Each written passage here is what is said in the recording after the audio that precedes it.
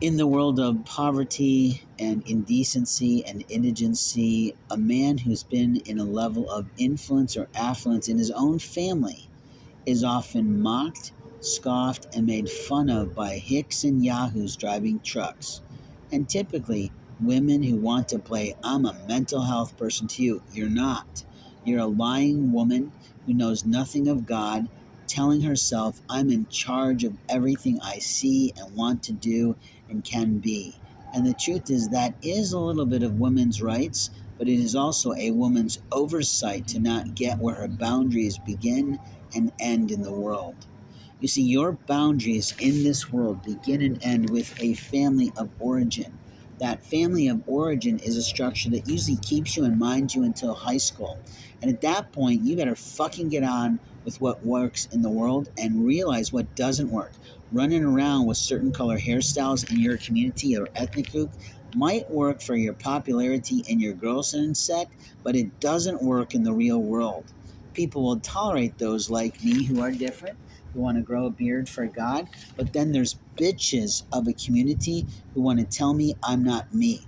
And they lie to themselves about having any motherfucking rights to my life, my body, my records, my property, my possessions, the presents that people have given me across my lifetime.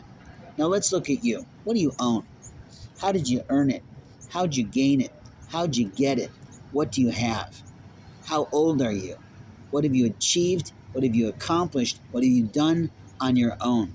When I have some 20-year-old little twit boy or girl trying to look at me and say, Kambare, which means in Japanese, good luck to you, it means good things to me, but it's also an arrogance and an attitude saying, you can get this $10 job and you'll be great. And like, are you fucking kidding me?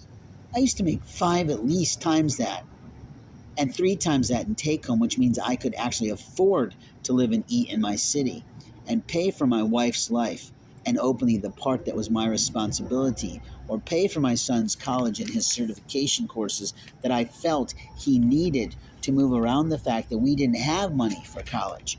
We put him through all kinds of supervisory skill set courses and weekend opportunities to the point that he even learned to speak Chinese as a third language to himself. Now, if he's chosen to keep that up and where he's living, that'd be great.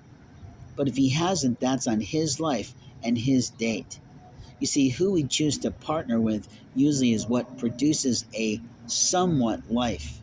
It definitely produces intimacy, it definitely produces kisses and hugs and other things, but it can also produce hellish years of abuse that impact a woman, impact a man, and I could see that in my own family of origin.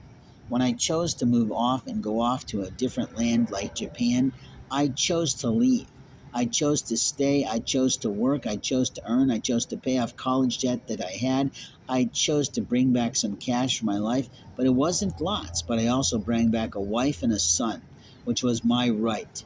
And at no time are you going to tell me I didn't have one for 20 years more than you've ever been able to keep a boyfriend or girlfriend in your life. If you haven't figured out how to partner correctly in your life, that's on your life. When it was time to make a departure from that, I went through a transition, I went through a loss, I went through all kinds of things that the grief books around the fucking world talk about.